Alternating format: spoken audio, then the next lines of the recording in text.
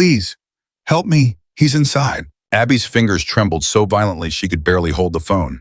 The crash downstairs, glass-shattering, wood-splintering, echoed through the darkness like a gunshot. She pressed herself deeper into the closet, her breath coming in short, silent gasps as heavy footsteps began climbing the stairs. 1 step, 2 steps, 3. Her thumb hovered over her brother's name, tears streaming down her face as she typed the words that might be her last. Someone broke in. "Mom's not home. Please come now." She hit send and squeezed her eyes shut, praying Danny would see it, praying he'd get here before. Before you find out what happens next, please subscribe to our channel and hit that notification bell. Stay with me until the very end of this story. You won't believe where it goes. And drop a comment telling me what city you're watching from. I want to see how far Abby's story travels.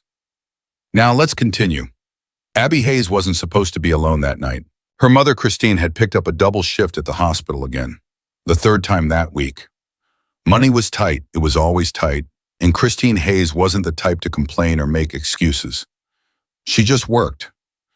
Abby understood that, or at least she tried to, but understanding didn't make the old farmhouse feel less empty when darkness fell and the wind started howling through the Oregon pines.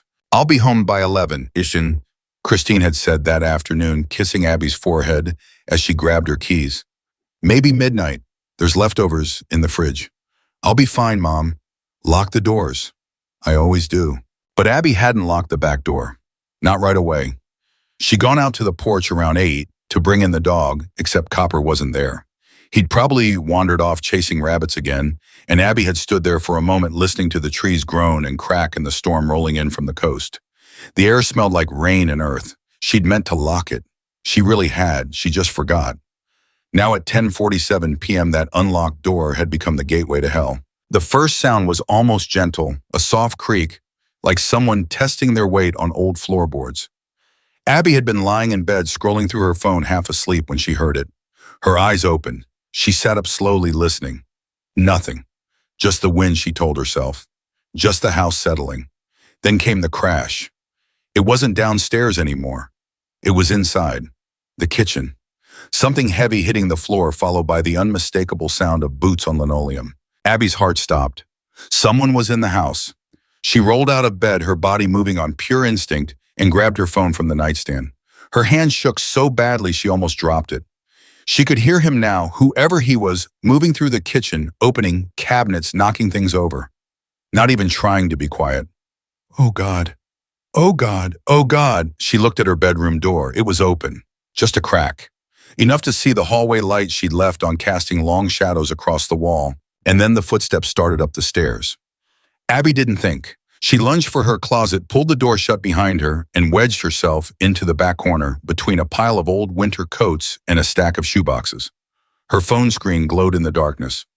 She pulled up her messages, found her brother's name. Danny was 19, lived 2 towns over, worked construction. He'd come, he'd help. He had to. Her fingers flew across the screen. Someone broke in. "Mom's not home. Please come now." She hit send. The footsteps reached the top of the stairs.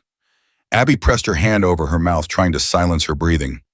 Through the thin slats of the closet door, she could see her bedroom door swing open. A shadow filled the doorway, a man tall and broad-shouldered, his face hidden in darkness. "Well, well," he said softly. His voice was rough like gravel scraping against metal.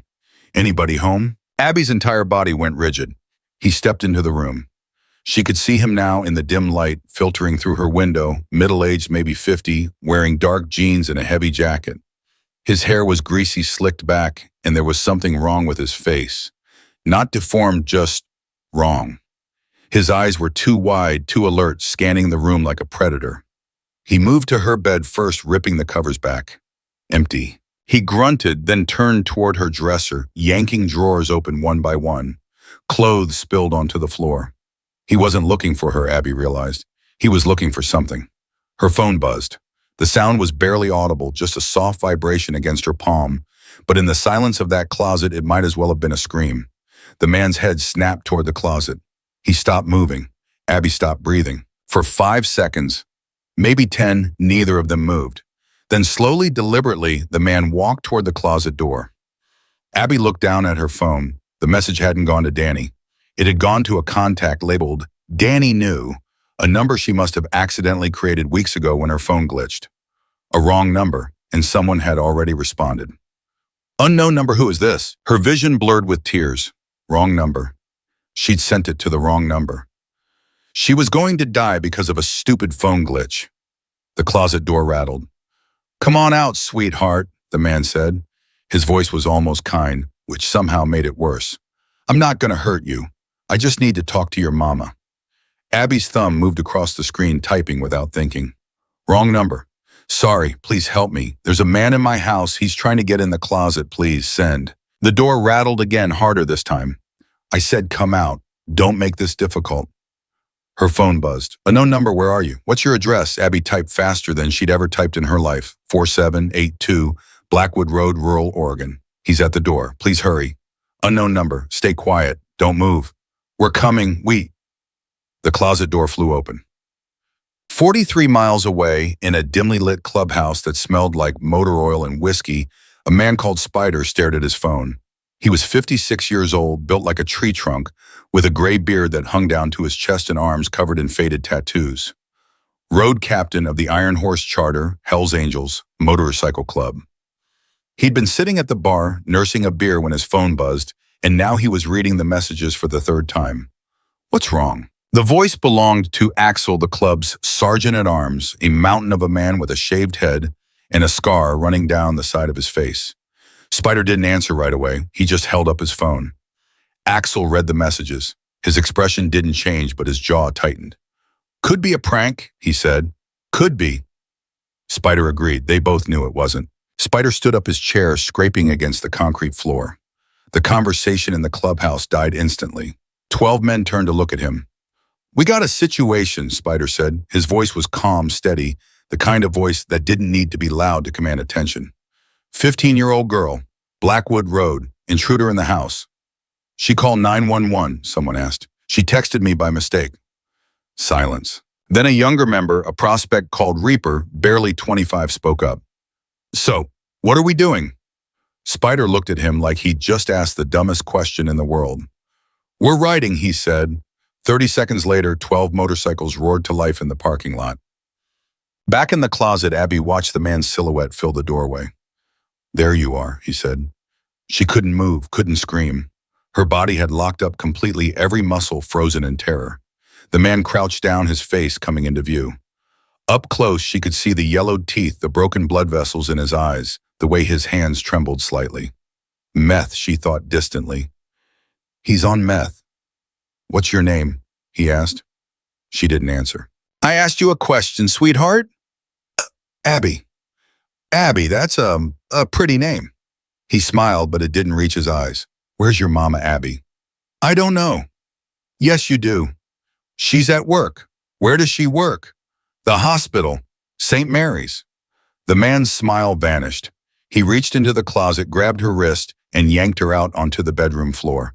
Abby screamed a high-pitched sound that seemed to come from somewhere outside her own body. Shut up, he hissed, his grip tightening, until she felt bones grind together. You scream again, and I'll break your arm, you understand? She nodded frantically, tears streaming down her face. Good girl. He pulled her to her feet, dragging her toward the bed. Now you're Mama Christine, right? Christine Hayes. Abby's blood went cold. He knew her mother's name. She's got something that belongs to me, the man continued, and I need it back. So here's what's going to happen. You're going to call her, tell her to come home, and when she gets here, we're all going to have a nice little conversation. Sound good? I don't have anything. His hand moved so fast she didn't see it coming. The slap sent her sprawling onto the bed, stars exploding across her vision. I wasn't asking, he said. Abby's phone, still clutched in her other hand, buzzed again. The man's eyes dropped to it. Who are you texting? No one. He ripped the phone from her hand, his eyes scanning the screen. His expression changed. The fake friendliness evaporated, replaced by something cold and dangerous. Who the hell is this? He demanded, holding up the phone. Who did you text? I don't know. It was an accident. It was supposed to go to my brother. Another slap, harder this time. You think I'm stupid? We're coming? Who's coming, Abby? I don't know. I swear I don't know. He grabbed her by the throat and slammed her against the wall. Black spots danced across her vision as his fingers tightened. "Listen to me very carefully," he whispered, his face inches from hers. "If you called the cops, if you called anyone, your mama's gonna pay for it. You understand, I've got people watching her right now. One phone call and she's dead." He let go. Abby collapsed to the floor, gasping and choking. The man paced the room, agitated now, running his hands through his greasy hair. He kept looking at the phone, then at the window, then back at Abby. "This is bad," he muttered. "This is really bad. Warren, you idiot, you should have just waited." "So his name was Warren. Please," Abby managed to croak out. "Please just leave. I won't tell anyone, I promise." "Too late for that, sweetheart." He pulled something from his jacket pocket. A gun. Abby's vision tunneled. The room seemed to tilt sideways. She was going to die. Right here, right now, on her bedroom floor, and her mother would come home and find her. Outside, distant, but growing louder, came a sound like thunder. Engines, lots of them. Warren's head snapped toward the window. "What the—" The thunder grew louder, closer, until it seemed to shake the entire house. Abby could see headlights now cutting through the rain, illuminating the driveway in harsh white light. Warren ran to the window and looked out. "No," he whispered. "No, no, no." Abby couldn't see what he was seeing, but she could hear it: motorcycles. Not one or two, but a whole pack of them, their engines roaring like furious beasts as they pulled up to the house. Warren spun around, the gun trembling in his hand. "Who did you call?" "I don't know. I told you it was a wrong number." The engines cut off one by one until there was only silence. Then footsteps, heavy boots on gravel. Climbing the porch steps, Warren backed away from the window, his eyes wild with panic. He grabbed Abby by the arm and hauled her up, pressing the gun against her temple. "Not a sound," he hissed. Downstairs, the front door exploded inward with a crash that made the wall shake. "Abby!" a man's voice roared, deep, commanding, edged with barely controlled fury. "Abby Hayes, can you hear me?" It was Spider. Warren's hand tightened on the gun. Abby could feel the cold metal pressing into her skin, could smell his sweat in fear. "Tell them to leave," he whispered. "Tell them everything's fine." Footsteps pounded up the stairs, multiple sets moving fast. "I said tell them!" But Abby couldn't speak. Her throat had closed up completely. Terror and hope warring inside her chest. The bedroom door slammed open. What happened next seemed to occur in slow motion. Warren spun toward the door, bringing the gun up. A massive figure filled the doorway, silhouetted against the hallway light. Warren fired. The gunshot was deafening in the small room, a crack of thunder that left Abby's ears ringing. But the figure didn't go down. He staggered slightly, then kept coming, moving with the inexorable force of an avalanche. Two more men appeared behind him. Warren fired again. Miss! And then they were on him. The first man, Axel, though, Abby didn't know his name yet, hit Warren like a freight train, driving him backward into the wall with such force that cracks spiderwebbed across the plaster. The gun went flying, skittering across the floor. Warren tried to fight back. He threw a punch that would have dropped most men, but Axel barely seemed to notice. He grabbed Warren by the jacket and threw him across the room. Warren crashed into the dresser wood, splintering beneath him. He tried to get up. Axel kicked him in the ribs. The sound was like a baseball bat hitting a watermelon. Warren curled into a ball, wheezing. "Stay down," Axel growled. Two more bikers moved in, yanking Warren's arms behind his back, zip-tying his wrists with practiced efficiency.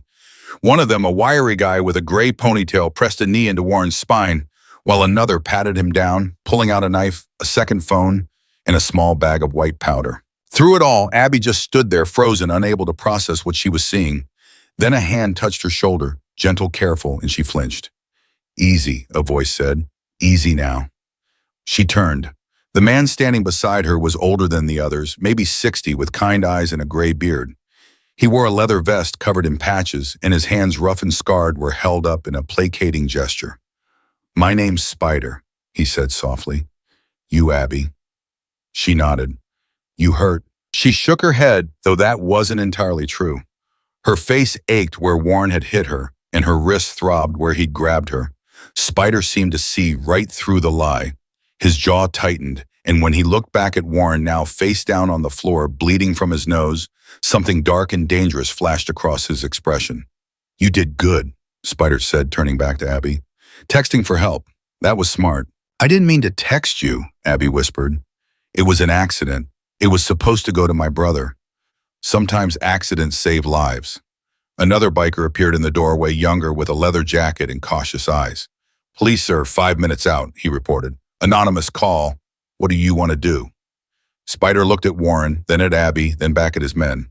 We stay until they get here, he said. Make sure she's safe. Spider, Axel said quietly. We've got warrants. Half the guys here are on parole. If the cops find us, then they find us. Spider's voice was steel. We don't leave until she's safe. The younger biker nodded and disappeared back down the stairs. Spider knelt down in front of Abby, bringing himself to her eye level. Abby, I need you to listen to me. The police are coming. When they get here, you tell them exactly what happened. Don't leave anything out. This man broke into your house, he attacked you, and we got here just in time. You understand? Why did you come? The question tumbled out before Abby could stop it. You don't even know me. Spider was quiet for a moment. When he spoke, his voice was softer than before. My daughter would have been about your age, he said. Would have been. We lost her when she was 13. Car accident. Abby's breath caught. So when I got your text, Spider continued, there was no choice. There was never a choice. Somewhere into the distance, sirens began to wail. Warren, still face down on the floor, let out a bitter laugh. You're all dead, he slurred through his broken nose. You don't even know what you just did. She's dead. Her mama's dead.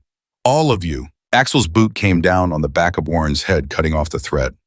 Shut up, he said pleasantly. The sirens grew louder. Spider stood up, placing himself between Abby and Warren. Reaper, he called out, get the first aid kit. Let's get her cleaned up before the cops get here. A young biker, the prospect Abby had seen earlier, hurried over with a red canvas bag. He knelt beside her, gently examining her face where Warren had hit her. Nothing broken, he said, but you're going to have some bruising.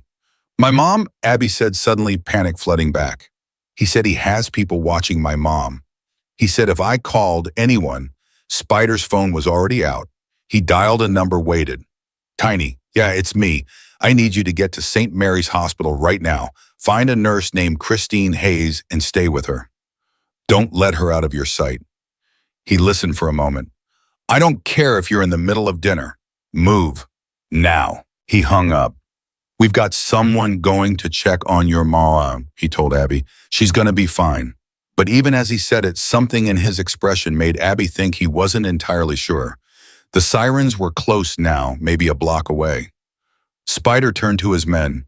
Anyone carrying? 3 hands went up. Ditch them, out back, in the woods. You can pick them up later. The men moved quickly, silently disappearing down the stairs. Axel looked at Spider. We should go. We stay. Spider. I said we stay. Red and blue lights washed across the windows. Car doors slammed. Footsteps on the porch, fast and urgent. Police hands where we can see them. The next 15 minutes were chaos. 4 sheriff's deputies burst into the house with guns drawn, shouting orders. The bikers complied immediately, hands up, moving slowly, no sudden movements. Warren, still zip-tied on the floor, was immediately surrounded and searched while one deputy called for an ambulance. Sheriff Martin Reeves, a stocky man in his 50s with silver hair and tired eyes, took one look at the scene and rubbed his temples. Jesus Christ, he muttered. Spider, what the hell did you do?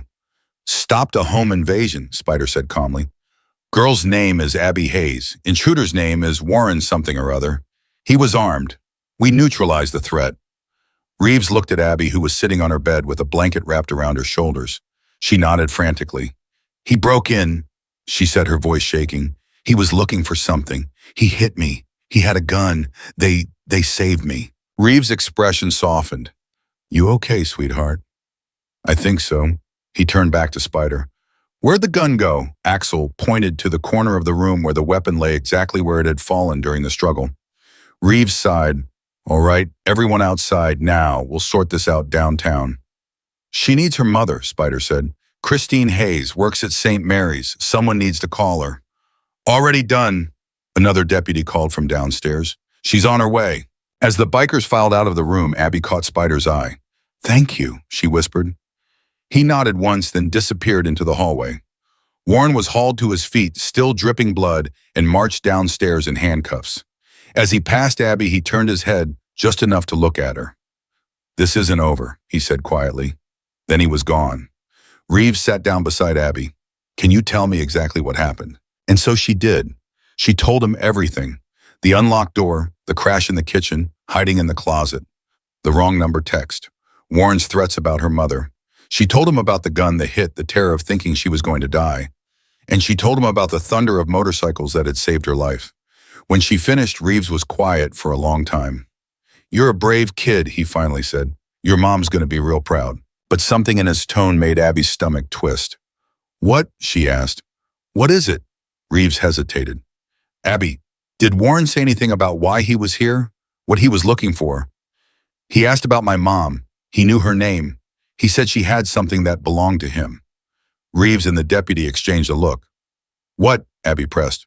"What does that mean?" "It means," Reeves said slowly, "that this wasn't random. Your mother, does she ever talk about work, about patients, about anything unusual?" "No, she's a nurse. She works hard, that's all." But even as Abby said it, she remembered something. A few weeks ago, her mother had come home looking shaken, pale. She'd locked herself in her room for an hour, and when she came out, her eyes were red like she'd been crying. When Abby asked what was wrong, Christine had just smiled and said, "Nothing, baby, just a long day." Abby hadn't believed her then. She definitely didn't believe her now. Outside, the rain had started again, drumming against the roof in steady rhythm. Through the window, Abby could see the bikers standing in a loose circle in the driveway, their motorcycles gleaming wet in the flashing police lights. They looked like ghosts, or angels. She wasn't sure which. And then cutting through the rain and the sirens and the chaos came the sound of tires on gravel. A car door slammed, footsteps running. "Abby!" Christine Hayes burst through the front door like a hurricane, shoving past deputies and EMTs until she reached the stairs. She took them two at a time, and when she saw Abby sitting on the bed, bruised but alive, she made a sound somewhere between a sob and a gasp. "Baby, oh my God, baby." She pulled Abby into her arms, holding her so tightly it hurt. And Abby, who had been so strong, who had held it together through everything, finally broke. She cried. She cried for the fear that had almost killed her. She cried for the wrong number miracle that had saved her. She cried because she was alive and safe, and her mother was here. But mostly she cried because somewhere deep down in a place she couldn't quite name, she knew this wasn't over. Warren's words echoed in her mind. This isn't over. And as her mother held her and whispered that everything was going to be okay. Abby looked out the window at the bikers in the driveway. Spider was watching the house. Even from this distance, Abby could see the set of his jaw, the way his hands were clenched into fists. He knew it too. This wasn't over. Not even close. Christine Hayes held her daughter for what felt like hours, but was probably only minutes. When she finally pulled back, her hands immediately went to Abby's face, turning it gently to examine the bruises. "He hit you," Christine whispered. It wasn't a question. "Mom, I'm okay." "He hit you." Christine's voice cracked. Her fingers trembled as they traced the outline of the darkening bruise on Abby's cheek. "That man put his hands on my baby." Sheriff Reeves cleared his throat. "Mrs. Hayes, I need to ask you some questions." Christine didn't look at him. She was still staring at Abby's face, her expression cycling through shock, relief, and something else. Something that looked almost like guilt. "Mrs. Hayes," Reeves said again, firmer this time. Christine finally turned. "What?" "The intruder, Warren Stokes. You know him?" "No, should I?" "He seemed to know you, knew your name, where you worked, told your daughter you had something that belonged to him." Christine's face went blank. "I don't know what he's talking about." Reeves studied her for a long moment. "You're sure about that?" "I said I don't know him." But Abby saw it, the way her mother's jaw tightened, the way her eyes flickered to the side for just a fraction of a second. The same tell she always had when she was lying about having money for new shoes or whether she'd remembered to pay the electric bill. Her mother was lying. "Mrs. Hayes," Reeves continued, "if there's something going on, something you're involved in now, would be the time to tell me. Your daughter almost died tonight." "Don't you think I know that?" Christine snapped. "Don't you dare stand there and act like I don't know what happened to my daughter." "Then help me understand." "There's nothing to understand. Some junkie broke into my house looking for drug money or pills or God knows what. That's it. That's the whole story." Reeves looked like he wanted to argue, but another deputy appeared in the doorway. "Sheriff, the bikers are getting restless. What do you want to do with them?" Reeves sighed. "Let them go." "Sir." "You heard me. They stopped a home invasion. The girl's alive because of them. Let them go." The deputy looked incredulous but nodded and disappeared. Christine stood abruptly. I'm taking my daughter home. Ma'am, this is your home? I'm taking her to my sister's in Portland. We're leaving tonight. Mrs. Hayes, I really don't think that's... I don't care what you think. Christine's voice was steel now. That man broke into my house. He attacked my daughter. And until you can guarantee me he's not getting out on bail or that he doesn't have friends who'll come back, we're leaving. Reeves opened his mouth, closed it, then nodded slowly. At least let us process the scene first. A few hours. Fine, we'll pack. She took Abby's hand and led her out of the bedroom, past the deputies photographing evidence down the stairs, where the living room was now lit up like a crime scene of her scene. The front door hung crooked on its hinges where the bikers had kicked it in. Outside, the rain had slowed to a drizzle. The police lights still flashed, painting everything in alternating red and blue. The bikers were standing by their motorcycles, talking in low voices with Reeves' deputies. Spider saw Christine and Abby emerge and walked over. Mrs. Hayes, he said. Christine stopped. For a moment, she just looked at him, this massive, bearded stranger in leather and patches who'd brought a dozen armed men to save her daughter. Thank you, she said quietly. I don't know how to thank you. Spider nodded. Your girl's got good instincts. Smart kid. She texted you by accident. Best accident of my life. Christine's eyes welled up again. She reached out and gripped Spider's hand, both of hers barely covering his one, and squeezed. If there's ever anything I can do, keep her safe, Spider said. That's all I need. He turned to leave, but Abby's voice stopped him. Wait. Spider looked back. Abby stepped forward, still wrapped in the blanket, her face bruised and her eyes red from crying. Why did Warren say it wasn't over? What did he mean? Spider's expression darkened. I don't know, kid. You're lying. Christine's hand tightened on Abby's shoulder. Abby, he's lying, Mom. They're all lying. Warren knew your name. He said you had something of his. What does he want? Abby, that's enough. What does he want? The words came out as a scream that echoed across the driveway. Everyone stopped talking. The deputies turned. The bikers went quiet. Christine's face crumpled. I don't know, she whispered. Baby, I swear to God, I don't know.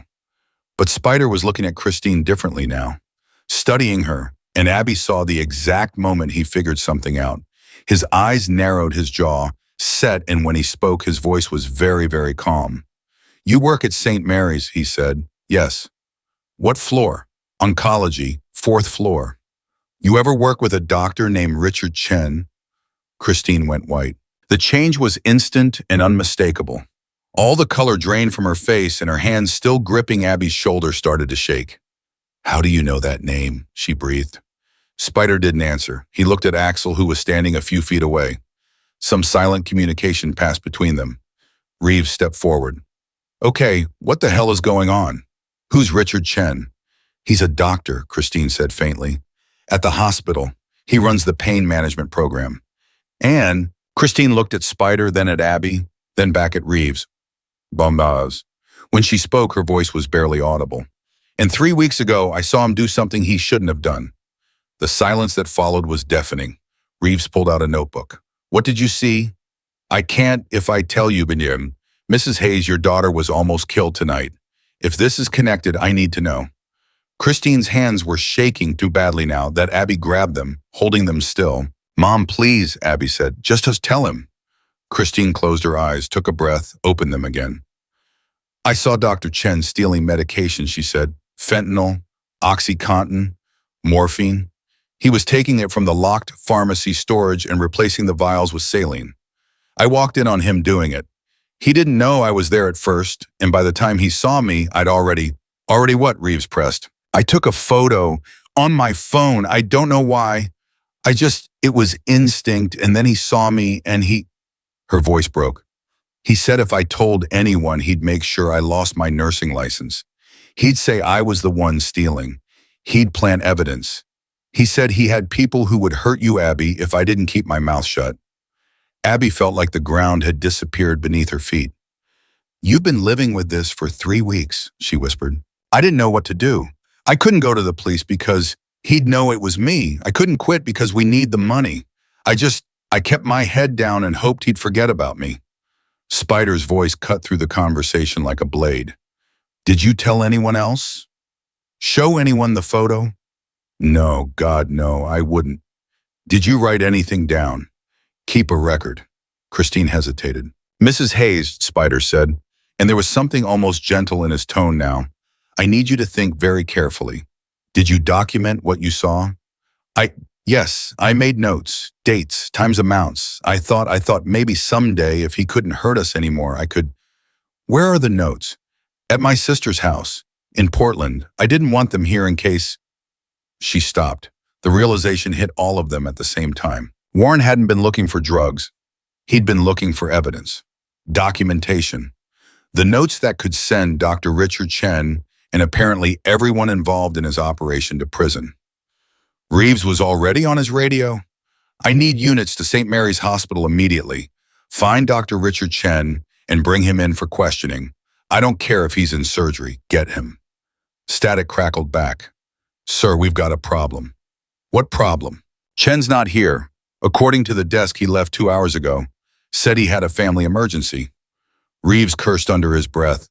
Spider pulled out his phone and dialed. Tiny, where are you? A voice on the other end muffled. Good. Stay there. Don't let Mrs. Hayes out of your sight. And Tiny, be ready. This just got a lot more complicated.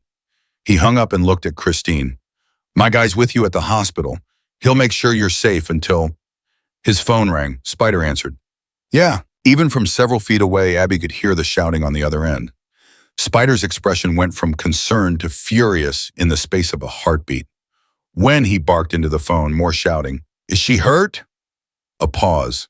Stay with her. I'm sending backup. He ended the call and immediately dialed another number. Reaper chains get to St. Mary's right now. Tiny's got a situation. 3 guys just tried to grab the nurse in the parking lot. Christine made a sound like she'd been punched. She's okay, Spider said quickly. Tiny stopped them. But they know she's there, which means they know what you saw. Reeves grabbed his radio again. All units, we need officers at St. Mary's Hospital parking lot. Attempted abduction. Suspects are armed and dangerous. But Abby wasn't listening to the radio chatter or the case erupting around her. She was watching her mother's face, watching the guilt and fear and terrible understanding wash over it. This is my fault, Christine whispered. Oh God, this is all my fault. I should have just deleted the photo. I should have kept my mouth shut. You did the right thing, Reeves said, but he didn't sound convinced. The right thing, Christine laughed a brittle sound. The right thing almost got my daughter killed. Abby pulled her mother into a hug, feeling her shake with sobs. Over Christine's shoulder, she saw Spider talking quietly with Axel and 2 other bikers. They kept glancing at her and Christine, their expressions dark. Finally, Spider walked back over. Mrs. Hayes, he said, I need to know exactly where those notes are. Your sister's address. Why? Because Chen's people are going to figure out the same thing we did. If the notes aren't here, they're in Portland. They'll go after your sister. Christine's face went gray. Sarah, oh my God, Sarah. She fumbled for her phone, nearly dropping it twice before managing to dial. It rang once, twice, 3 times. Come on, voicemail. Sarah, it's me. Call me back immediately. It's an emergency. Don't go home. Don't just call me. She hung up and immediately dialed again. Same result. She's not answering, Christine said, panic creeping into her voice. She always answers. Why isn't she answering? Reeves was already moving. What's the address? Christine gave it to him, an apartment in southeast Portland, about 90 miles away. I'll call Portland PD, Reeves has said. Get them to do a welfare check. But Spider was shaking his head. That'll take too long. By the time Portland PD gets their act together, processes the request, sends a unit out there, we're talking an hour, maybe more. What are you suggesting? Spider looked at his men. We can be there in 70 minutes. Absolutely not, Reeves said. This is a police matter now. You've done enough. With respect, Sheriff, your jurisdiction ends at the county line. And while you're busy coordinating with Portland PD and filling out paperwork, Chen's people are going to get to that apartment. You don't know that? Yes, I do, because if I was running this operation and I knew there was evidence that could destroy me, I wouldn't wait around for the cops to show up. I'd move fast and I'd move hard. Reeves started to argue, but Christine cut him off. Let them go, she said. Mrs. Hayes, let them go. They're right. By the time Portland sends someone, Sarah could be... Her voice broke. Please, these men saved my daughter. Let them save my sister. Reeves looked like he wanted to keep arguing, but something in Christine's face stopped him. Fine, he said finally, but you're riding with a police escort. And the second you get there, you call me. This is still my investigation. Spider nodded. Understood. He turned to his men. Axel Chains, Reaper, you're with me. The rest of you head back to the clubhouse. Keep your phones on. The bikers moved with military precision, mounting their motorcycles and starting engines in perfect synchronization. Christine grabbed Spider's arm. Please, Sarah doesn't know anything about this. She's just my sister. She doesn't deserve. We'll get there in time, Spider said. But Abby heard the thing he didn't say, I hope. The motorcycles roared to life, and within seconds they were gone, nothing but taillights disappearing into the rain. Christine sank down onto the porch steps, her head in her hands. Reeves sat beside her. Mrs. Hayes, I need that photo, the one you took of Dr. Chen. Christine pulled out her phone with shaking hands, navigated to her photos, and held it up. The image was grainy, but clear enough. Dr. Richard Chen in his white coat, standing in front of an open pharmaceutical cabinet. In his hands were 3 vials clearly labeled with controlled substance warnings. The timestamp showed it was taken at 11:47 p.m. 3 weeks ago. Reeves whistled low. That's pretty damning. It's also going to get us killed, Christine said. Not if we move fast. I need you to email that to me right now, then send copies to. His radio crackled to life. Sheriff, we've got a situation. Reeves pressed the button. What now? Warren Stokes is asking for a lawyer, says he wants to make a deal. What kind of deal? Says he'll tell us everything about Dr. Chen's operation. Names, locations, the whole network, but only if we offer him witness protection. Reeves and Christine exchanged looks. Tell him I'm on my way, Reeves said. He stood, then paused. Mrs. Hayes, I'm going to have a deputy stay here with you and Abby. Lock the doors, don't answer for anyone except me or my officers. Understood. Christine nodded numbly. After Reeves left, a young deputy, barely looked old enough to shave, positioned himself on the porch, with his hand resting on his service weapon. Christine and Abby went back inside. The house felt different now. Violated, the broken door, the overturned furniture, the fingerprint dust on every surface, it all screamed that something terrible had happened here. We should pack, Christine said quietly. They moved through the house like ghosts, throwing clothes and toiletries into duffel bags. Abby grabbed her laptop, her phone charger, the framed photo of her and her mom from 2 Christmases ago. Christine disappeared into her bedroom and came back carrying a small lockbox. What's that? Abby asked. Important documents. Birth certificates, social security cards. Just in case of what she didn't say. They were almost finished when Christine's phone rang. She looked at the screen and went pale. It's Sarah, she answered, putting it on speaker. Sarah, oh, thank God. Are you okay? Chris, Sarah's voice sounded strange, tight. Chris, there are men outside my apartment. Christine's hand flew to her mouth. What? I came home from yoga and they were sitting in a car across the street, watching. When I pulled into my parking spot, they got out. I didn't wait around. I drove straight to the police station. I'm here now. Stay there, Christine said. Don't leave. Don't go home. There's Sarah. There's something I need to tell you. What's going on? Christine explained everything in a rush, the photo Dr. Chen Warren breaking in the notes she'd hidden at Sarah's apartment. The silence on the other end lasted so long that Abby thought the call had dropped. Sarah, you hid evidence at my apartment, Sarah said slowly, without telling me, and now there are people trying to kill me because of it. I'm so sorry. I didn't think. Where are the notes, Chris? Exactly where? In your hall closet, behind the winter coats. There's a shoebox labeled Christmas ornaments. They're inside. Okay, I'm telling the police right now. They'll send officers to get them. No, Christine said sharply. Don't tell them yet. Why not? Because we don't know who's involved. What if Chen has cops on his payroll? What if, Chris, you are being paranoid? And my men just tried to kidnap me at the hospital. Someone broke into my house and attacked Abby. These people are organized. They're connected. We can't trust anyone until we know how deep this goes. Sarah was quiet for a moment. Then what do you want me to do? Wait for the bikers. The what? There are some men on motorcycles headed your way.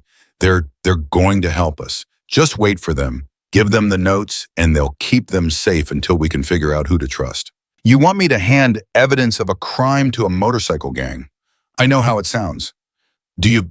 Because it sounds insane, Chris. It sounds like you've lost your mind. They saved Abby's life tonight. If it wasn't for them, she'd be dead right now. I trust them more than I trust anyone else at this point. Another long silence. Fine, Sarah finally said. But if this goes wrong, if something happens to me, nothing's going to happen to you. You don't know that. She hung up. Christine stared at her phone, then at Abby. I've ruined everything, she whispered. Your life, Sarah's life. Mom, stop. I should have just deleted the photo, should have pretended I never saw anything. Who cares if some doctor is stealing drugs? It's not my problem. It's not. Mom. Abby grabbed her mother's shoulders. Listen to me. You did the right thing. Dr. Chen is hurting people. Those drugs he's stealing, they're going somewhere, to someone. Maybe they're being sold to kids. Maybe people are dying because they can't get their pain medication. You saw something wrong and you documented it. That's not a mistake. That's bravery. Christine's eyes filled with tears. It doesn't feel brave. It feels like I'm getting everyone I love killed. Abby pulled her into a hug and they stood there in the middle of the ransacked living room, holding each other as the deputy on the porch shifted his way on and the rain continued to fall. Somewhere out on the highway, 4 motorcycles raced through the night toward Portland. And somewhere else in an office or a car or a dark room, Dr. Richard Chen was making plans of his own. The clock was ticking. 40 minutes into the ride to Portland, Spider's phone rang. He slowed just enough to answer through his helmet's Bluetooth. Yeah. It's Tiny. The voice was tight-controlled. We've got a problem at the hospital.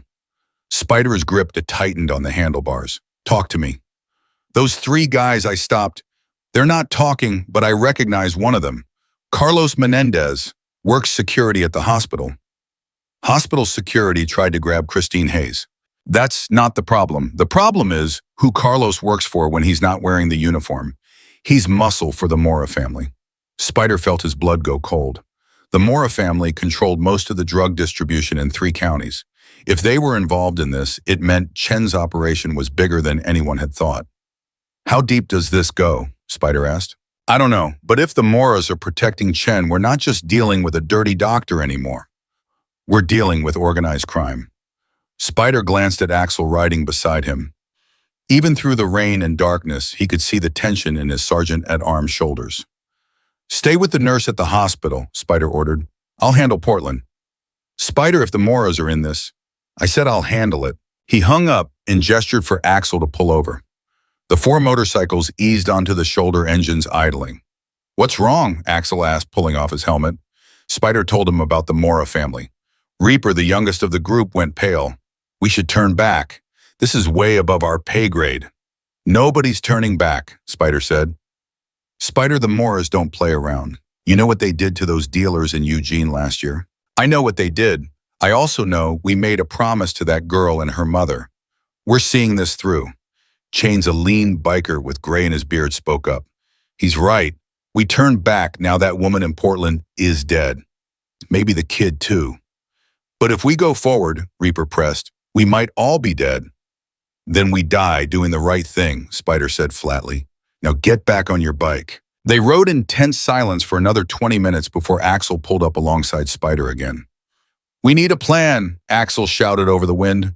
Can't just show up at that apartment blind. Spider nodded and took the next exit, pulling into an empty gas station parking lot. The others followed. All right, Spider said, gathering them close. Here's how this works. Chains, you and Reaper watch the street. Anyone approaches the building who doesn't belong, you let me know immediately. How do we know who doesn't belong? Reaper asked. You'll know. Trust your gut. Spider turned to Axel. You're with me. We go up to the apartment, get the sister, get the evidence, and we're out in 5 minutes maximum. And if Chen's people are already there, then we improvise. Axel grunted. Great plan. You got a better one? No. Spider's phone buzzed. A text from Sarah Hayes. I'm back at my apartment. Where are you? He typed back quickly 15 minutes out. Stay inside. Lock the door. Don't open for anyone but us. How will I know it's you? Will knock 3 times, pause, then twice more. Okay, please hurry. I can see the car again. They're back. Spider showed the message to the others. They're watching the building, Chains said. How many? Spider texted Sarah. How many men in the car? 2 in front, maybe more in back. Can't tell. Dark windows. At least 2, probably 4, Spider said aloud. Okay, change of plans. Chains Reaper, you're going to create a distraction. What kind of distraction? Spider thought for a moment. Pull up next to their car, rev your engines, make a scene, give them something to focus on besides the building entrance. And while they're watching us, Chains asked, Axel and I go in through the back. They mounted up and headed for Sarah's apartment building, a 3-story complex in a neighborhood that had seen better days.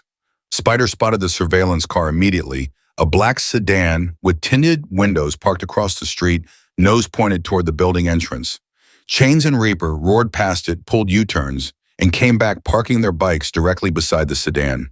They killed the engines but stayed mounted, making it clear they weren't going anywhere. Spider and Axel circled around to the alley behind the building. Second floor apartment 2C, Spider muttered, checking his phone. Fire escape should get us there. They dismounted and moved quickly through the shadows. The fire escape ladder was rusted but functional. Spider climbed first, his boots silent on the metal grating, despite his size. Second floor, he counted windows until he found 2C. The light was on inside. He knocked on the window. 3 times. Pause. Twice more. The curtain pulled back, revealing a woman in her 30s with Christine's eyes and a terrified expression. She fumbled with the window lock, finally getting it open. Are you qua?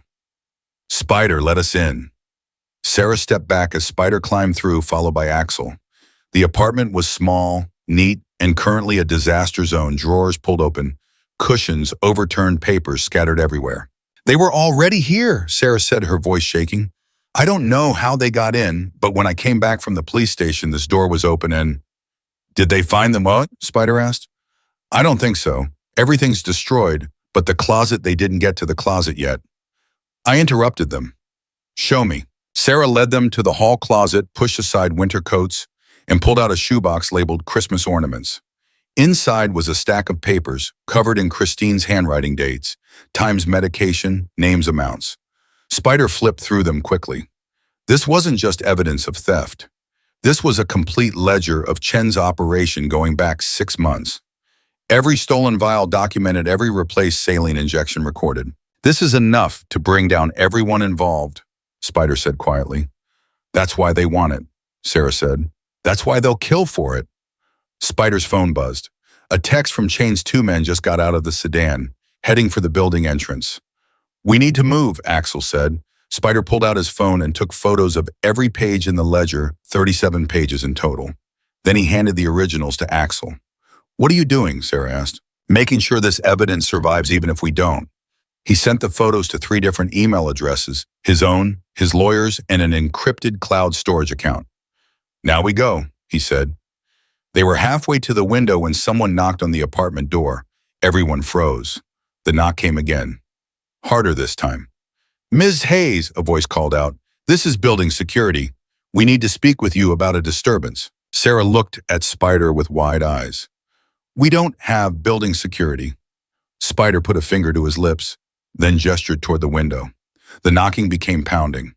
Ms. Hayes, open the door. Sarah climbed through the window first, Spider helping her onto the fire escape. Axel followed, clutching the shoebox. Behind them, the apartment door exploded inward. Spider didn't look back. He dropped onto the fire escape platform and started down the ladder, moving as fast as he dared with Sarah ahead of him. Above them, a man appeared at the window, young Latino, with cold eyes and a gun in his hand. Stop, he shouted. Spider kept moving. The gunshot was deafening in the narrow alley. The bullet sparked off the metal railing inches from Spider's hand. I said stop. They reached the ground. Spider grabbed Sarah's arm and pulled her toward the mouth of the alley where their motorcycles waited. 2 more men emerged from the building's back entrance, cutting off their escape. Spider and Axel stopped Sarah between them. Give us the box, one of the men said. He was older, maybe 40, with a scar running down his neck. Nobody has to get hurt. Can't do that, Spider said. Then everybody gets hurt. The man raised his gun. And that's when Chains and Reaper appeared at the alley entrance, behind the 2 gunmen, their own weapons drawn. Drop them, Chains said quietly. For a frozen moment, nobody moved. 5 men with guns and all pointed at each other, and Sarah Hayes standing in the middle of it all. Then the man on the fire escape fired again. The shot hit Axel in the shoulder, spinning him around. He went down hard, the shoebox flying from his hands and hitting the wet pavement. Papers scattered everywhere. Sarah screamed. Everything happened at once. Spider lunged for the nearest gunman, grabbing his wrist and twisting. The gun fired into the air. Chains tackled the second gunman, both of them crashing into a dumpster. Reaper moved towards Sarah, trying to shield her with his body. The man on the fire escape fired again, and Reaper grunted, staggering but staying upright. Spider slammed his opponent's gun hand against the brick wall until he heard bones crack and the weapon clattered away. He followed with an elbow to the jaw that dropped the man like a stone. Chains was wrestling with his target on the ground, trading brutal punches. And Axel, bleeding from his shoulder, was crawling toward the scattered papers, trying to gather them with one hand. The man from the fire escape jumped down, landing hard but staying on his feet. He aimed at Axel's head. Spider moved on pure instinct, launching himself across the alley. He hit the gunman like a linebacker, driving him back into the wall with enough force to crack plaster. The gun fired. The bullet went wide, missing everyone. Spider grabbed the man's throat with one hand and squeezed. The gunman's eyes bulged, his hands clawing at Spider's arm. "Drop it," Spider growled. The gun fell. Spider released him and the man collapsed, gasping for air. Chains had subdued his opponent. The guy was face down with Chains' knee in his back. Reaper stood over Sarah, one hand pressed to his side where blood was seeping through his jacket, the other still holding his weapon steady. Spider looked around the alley. 3 gunmen down, papers everywhere, some soaked with rain and blood. "Gather everything," he ordered. "Now." They moved quickly, scooping up papers and shoving them back into the shoebox. Some were ruined ink running, but most were legible. "We need to go," Axel said through gritted teeth, his shoulder bleeding heavily. Spider helped him up, supporting most of his weight. Chains grabbed Sarah, and Reaper, still bleeding, led the way to the motorcycles. They could hear sirens now getting closer. "Can you ride?" Spider asked Axel. "Do I have a choice?" They mounted up. Sarah climbed on behind Spider, her arms locked around his waist, the shoebox crushed between them.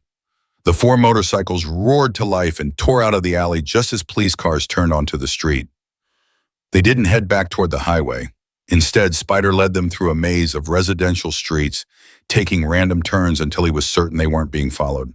Finally, he pulled into the parking lot of a closed elementary school and killed the engine. "Let me see," he said, turning to look at Axel's shoulder.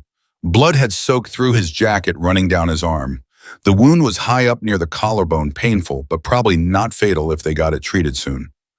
Reaper's wound was worse. The bullet had caught him in the side, just above his hip. He was pale, breathing shallow. "We need a hospital," Chain said. "Can't go to a hospital," Spider said. "Chen has people everywhere. The second we show up, we're dead." "Then what do we do?" Sarah asked. "Let them bleed out." Spider pulled out his phone and dialed a number he hadn't called in 5 years. It rang 4 times before someone answered. "Yeah." The voice was female, raspy from decades of smoking. "Doc, it's Spider." A pause.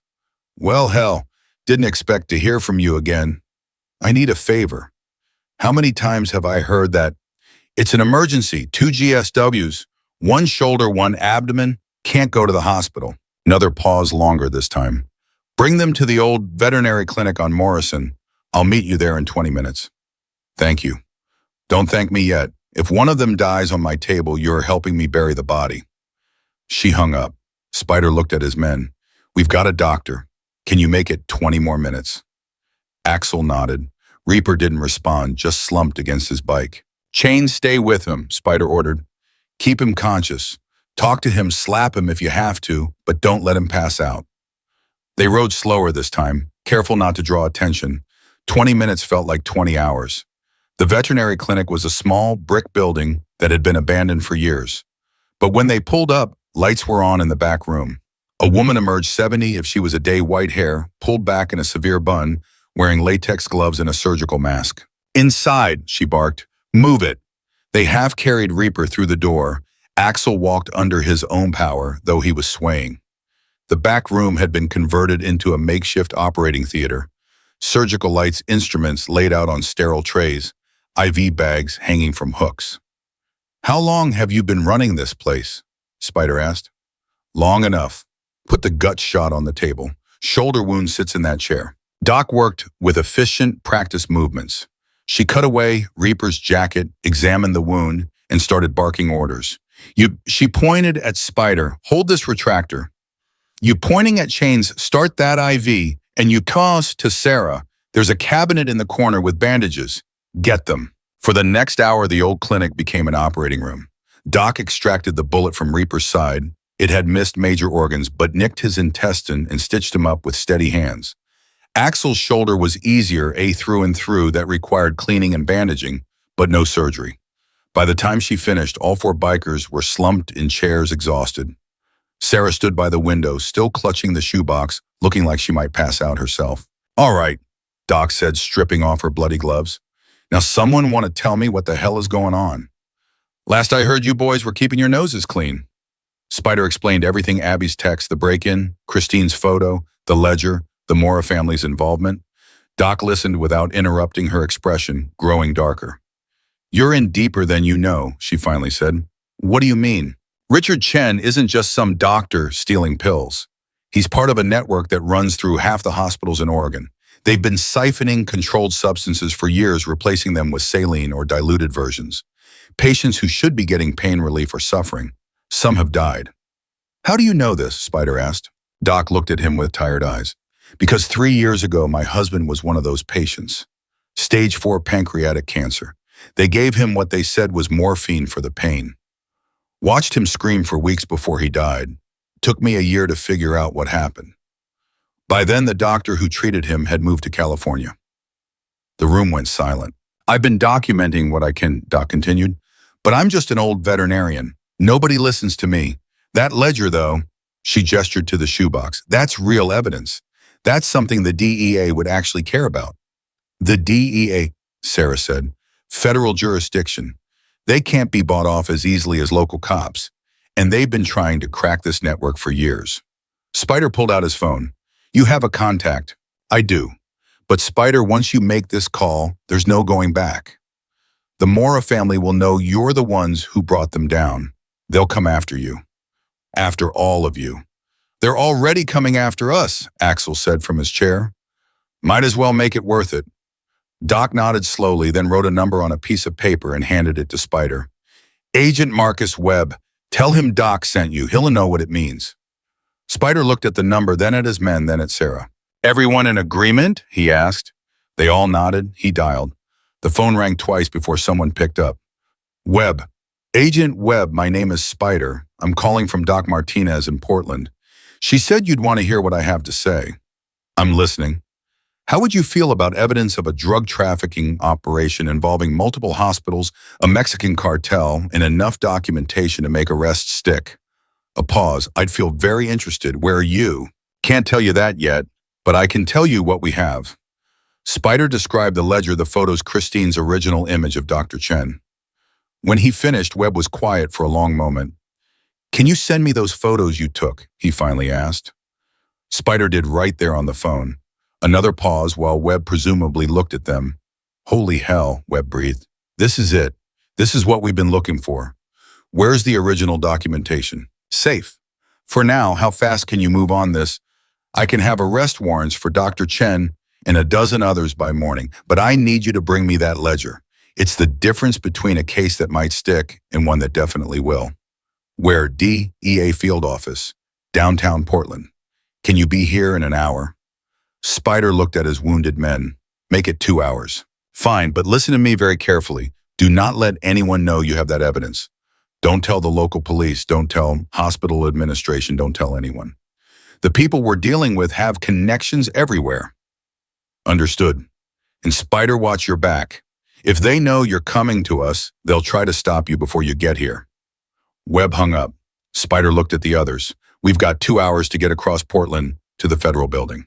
With a cartel looking for us, Chains added. And at least 2 of us bleeding, Axel said. And me, Sarah said quietly. They know what I look like now. They saw me at the apartment. Spider's phone buzzed. A text from an unknown number. We know you have the ledger. Return it and everyone lives. Keep it and everyone dies. You have until sunrise. A friend. He showed it to the others. Well, Reaper said weakly from the surgical table, at least they're giving us until sunrise. That's polite. Nobody laughed. We need a plan, Axel said.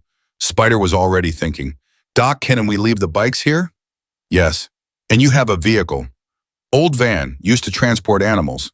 It'll fit all of you. Can we borrow it? Doc pulled keys from her pocket and tossed them to Spider. It's parked out back. Bring it back in one piece. Spider caught the keys and turned to his men. New plan. We go dark. No phones, no GPS, nothing they can track. We take surface streets, stay off the highway, and we don't stop for anything until we reach the DEA. And if they find us anyway, Chains asked, then we fight. They spent the next 15 minutes preparing. Doc gave them extra bandages, antibiotics, and pain medication. Spider and Chains moved the motorcycles into Doc's garage and covered them with tarps. Sarah called her sister. Christine, we have the ledger. We're taking it to the DEA. Thank God. Are you safe? For now, how's Abby? Scared but alive. The sheriff put us in protective custody at a motel outside town. Good. Stay there. Don't leave for any reason. Sarah, I'm so sorry I dragged you into this. Tell me after it's over. I love you. I love you too. Sarah hung up and wiped her eyes. They loaded into Doc's van an ancient Ford with rust patches and a smell that suggested it had transported more than a few farm animals in its day. Spider drove. Chains rode shotgun. Axel, Reaper, and Sarah sat in the back on makeshift seats. Everybody ready? Oh, how are you, baby? Spider asked. Nobody answered, which he took as a yes. He pulled out of the parking lot and onto Morrison Street, heading east toward the river. The city was quiet at this hour, most people asleep, unaware of the war being fought in their streets. They made it 3 blocks before Spider spotted the tail a dark SUV, hanging back but definitely following. We've got company, he said quietly. Chains checked the side mirror. Black Escalade, 2 vehicles back. See if they follow when I turn. Spider took the next right, then a quick left into a residential neighborhood. The Escalade followed. Definitely tail bomb, Chains confirmed. Spider's mind raced. The DEA office was still 20 minutes away on a straight, shot longer if they tried to lose the tail first. He made another turn, accelerating slightly. The Escalade accelerated too. They're getting closer, Axel called from the back. Spider could see it now in his rearview mirror, the SUV closing the distance, no longer bothering to be subtle. Hold on, Spider said. He floored it. The old van coughed, sputtered, then surged forward with more speed than anyone expected from a vehicle held together by rust and prayer. But the Escalade was faster. It pulled alongside them at an intersection, and Spider saw the rear window rolling down. Gun, Chains shouted. Spider yanked the wheel hard right, cutting across 2 lanes. The gunshot shattered their rear window, peppering the inside of the van with glass. Sarah screamed. Spider took another hard turn, tires squealing. Behind them, the Escalade followed closer now, the gun still visible in the window. We can't outrun them. Axel said, I know. Spider's eyes scanned the street ahead, looking for anything he could use. There, a construction zone, orange cones, and barriers blocking half the road. He aimed for it. What are you doing? Chains asked. Something stupid. Spider drove straight through the barriers, the van bouncing violently as it hit gravel and torn up asphalt. Behind them, the Escalade followed, but it was heavier, lower to the ground, and when it hit the rough terrain, something in its suspension gave way with a grinding crunch. The SUV slowed, listing to one side. Spider didn't slow down. He powered through the construction zone, emerged on the other side, and took the first available turn, then another, until he was certain they'd lost them. Finally, he pulled into an alley behind a closed grocery store and killed the engine. Everyone sat in silence, breathing hard. Everyone okay, Bow? Spider asked. Define okay, Bow, Reaper muttered. Sarah was shaking so badly her teeth chattered. How many more of them are there? I don't know, Spider admitted, but we're not stopping. We're almost there. He pulled out his phone against his own rule about going dark and called Agent Webb. Webb, it's Spider. We've got a problem. They're trying to stop us from getting to you. How many? At least 1 carload, maybe more. Where are you now? Spider checked the street signs. Southeast Division near 39th. That's 10 minutes from here. I'm sending a federal escort to meet you. Black sedan, federal plates. The driver will flash his headlights 3 times when he sees you. Follow him in. Don't stop for anything else. Copy that. Spider hung up and started the van again. They emerged from the alley and headed for the rendezvous point, everyone watching the streets, every headlight a potential threat. 5 minutes later, they spotted it, a black sedan with government plates headlights flashing 3 times. Spider followed. The sedan led them through a series of turns, clearly taking an indirect route to shake any remaining tails. Finally, they pulled up to a nondescript building with DEA logos on the front. Armed federal agents were waiting at the entrance. Spider parked the van and everyone piled out.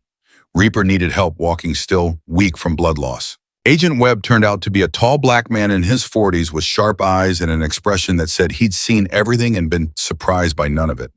"You look like you've had a hell of a night," he said. "You could say that," Spider replied. "Come inside. Bring everything." They followed him into the building through security checkpoints and metal detectors, finally ending up in a conference room with harsh fluorescent lights and a table covered in files. Sarah set the shoebox on the table. Webb opened it carefully, his eyes scanning the pages inside. His expression changed surprise, giving way to something like vindication.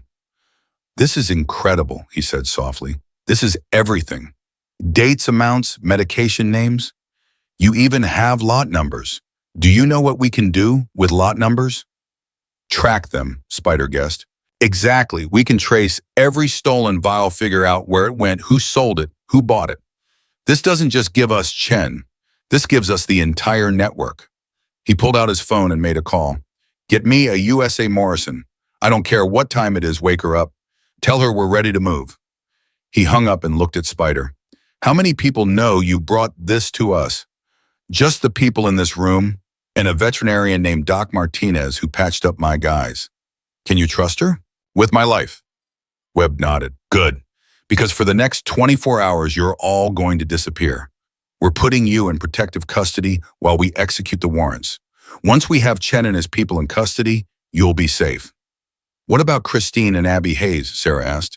"They're in protective custody with the local sheriff." "I'll coordinate with them. They'll be moved to federal protection." Spider felt something unclench in his chest, relief maybe, or just exhaustion finally catching up with him. "What happens now?" he asked. Webb smiled grimly. Now we burn their whole operation to the ground." The federal agents moved Spider and his crew to a safe house on the outskirts of Portland while Webb coordinated the raids. It was a modest 2-story home in a quiet neighborhood, the kind of place that blended in perfectly with the soccer moms and retired couples that surrounded it. "How long do we have to stay here?" Reaper asked, wincing as he lowered himself onto the couch. 24 hours, the lead agent said. His name was Foster, a no-nonsense type with military bearing. "Maybe less if the arrests go smoothly." "And if they don't go smoothly?" Chains asked. Foster didn't answer, which was answer enough. They settled in as best they could. A doctor came to check on Reaper and Axel, changing their bandages and administering fresh antibiotics. Sarah paced the living room, checking her phone every 30 seconds. "Your sister's fine," Spider told her. "Webb's people have her." "You don't know that." "Yes, I do. Webb's good at his job. He wouldn't have said it if he couldn't deliver." Sarah wanted to believe him. Spider could see it in her eyes. But trust was hard when you'd spent the last 12 hours running for your life. At 3 in the morning, Webb called. "We're moving," he said without preamble. "Warrants are signed. Teams are mobilizing." "How many targets?" Spider asked. 17. Dr. Chen, his immediate network at the hospital, 3 members of the Mora family, and various associates. We're hitting them all simultaneously at 6 a.m. "What do you need from us?" "Stay put, stay quiet, and pray this works." He hung up. Spider relayed the information to the others. "So we just sit here," Axel said. "Wait and hope." "That's the deal." "I hate waiting," Chains muttered. They tried to sleep, but nobody could. Spider sat in an armchair by the window watching the empty street outside. Somewhere out there, Christine and Abby were in another safe house, probably just as anxious, just as exhausted. He thought about his daughter, Emily. She would have been 28 now if she'd lived, probably married, maybe with kids of her own. He'd be a grandfather. The thought made his chest ache. She'd died so young, 13 years old, killed by a drunk driver on her way home from a friend's house. Spider had been on a run with the club when it happened. By the time he got the call, she was already gone. He'd never forgiven himself for not being there. Maybe that's why he'd ridden so hard to save Abby. Maybe that's why he'd risked everything for a girl he didn't know. Or maybe he was just tired of bad people getting away with hurting kids. At 5:30 a.m., his phone buzzed. A text from Christine Hayes. "They're moving us. Federal agents just arrived. They won't tell us where we're going." Spider texted back, "It's okay. Webb's people. You're safe. Trust them." A pause, then. "Tell me the truth. Is this going to work?" Spider stared at the message. He could lie, tell her everything would be fine, that by tomorrow they'd all go home and life would return to normal. But Christine deserved better than lies. "I don't know," he typed, "but we're going to find out." At exactly 6 a.m., Spider's phone rang again. "It's Webb. We're executing now." Spider could hear it in the background, shouting doors slamming, the controlled chaos of a major operation. "Stay on the line," Webb said. "I want you to hear this."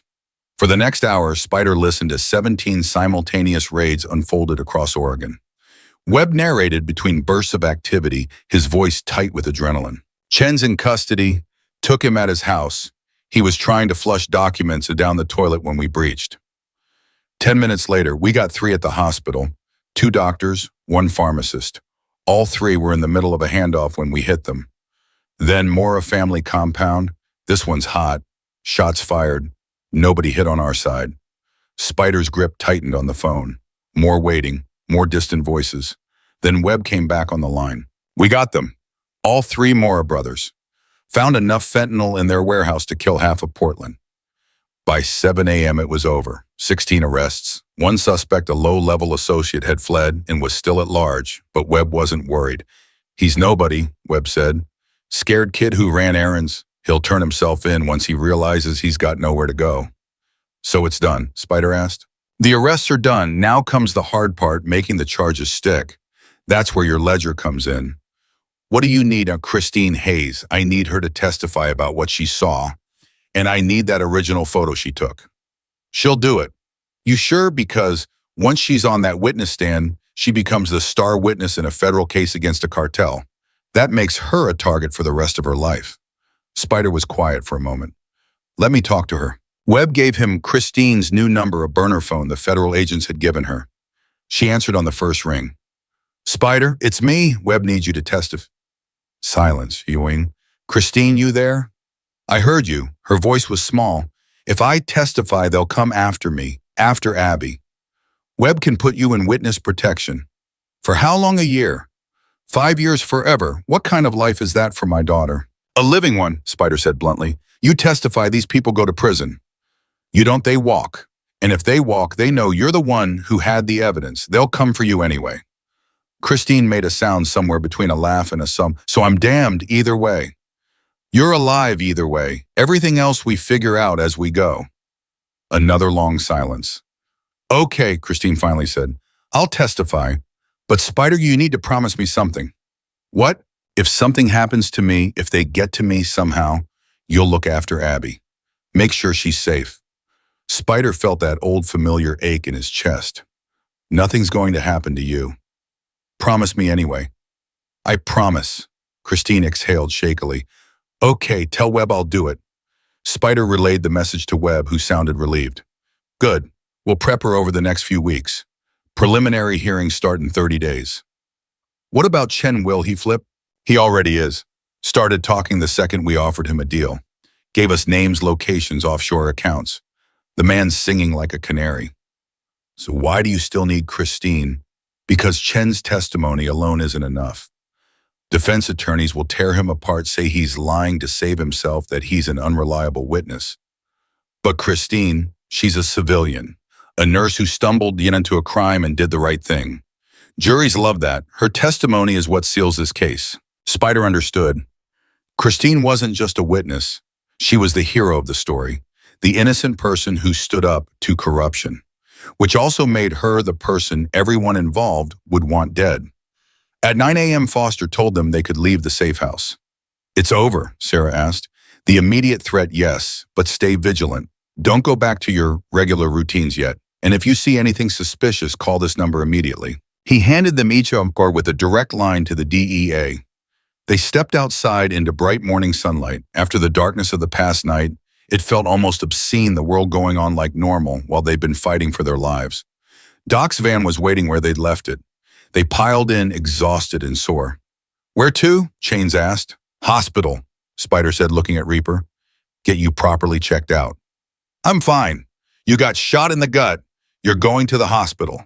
They drove to Providence Portland Medical Center, a different hospital from St. Mary's, just to be safe. The ER doctor who examined Reaper whistled when he saw Doc's stitch work. "Whoever did this knew what they were doing," he said, "but you need to stay for observation. That intestinal nick could develop complications." Reaper looked at Spider, who nodded. "Do what the doctor says." While Reaper was being admitted, Spider's phone rang. Unknown number. "Yeah, Mr. Spider," a woman's voice, professional and clipped. "This is Assistant U.S. Attorney Jennifer Morrison. Agent Webb asked me to call you. What can I do for you? I wanted to thank you personally for what you did. That evidence you recovered is going to put some very dangerous people in prison for a very long time. Just did what needed doing. It was more than that. You risked your life. Your friends risked theirs. That takes courage."